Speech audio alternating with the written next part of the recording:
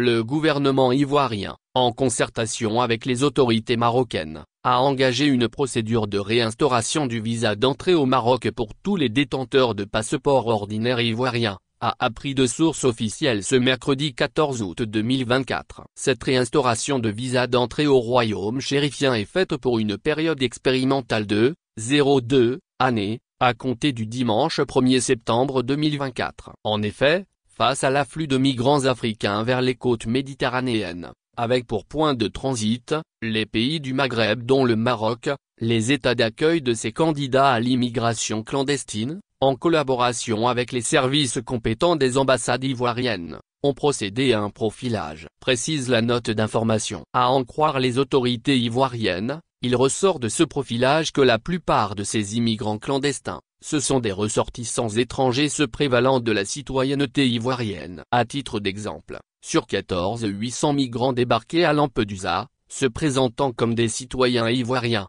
seules quelques dizaines ont été identifiés comme ressortissants de la Côte d'Ivoire. Par ailleurs, face à la découverte de réseaux parfaitement organisés, disposant de spécimens de faux passeports et de cachets contrefaits, le gouvernement ivoirien se devait de prendre des mesures, certes douloureuses pour certains de nos compatriotes, mais présentant l'avantage d'assécher les sources d'approvisionnement des réseaux de faussaires, en renforçant ipso facto la crédibilité du passeport ivoirien et la sécurité nationale, explique la note. Du reste, il ne s'agit pas d'une réinstauration définitive de l'obligation de visa d'entrée au Maroc, mais d'une suspension temporaire du bénéfice de l'exemption de visa pour 2 années au maximum, assortie d'une évaluation des effets de la mesure, au bout de la première année, précise le gouvernement ivoirien, et d'ajouter que cette décision ne s'applique ni aux citoyens marocains désireux de se rendre en Côte d'Ivoire, ni aux Ivoiriens détenteurs de passeports diplomatiques ou de service, ni aux titulaires de cartes de séjour marocains,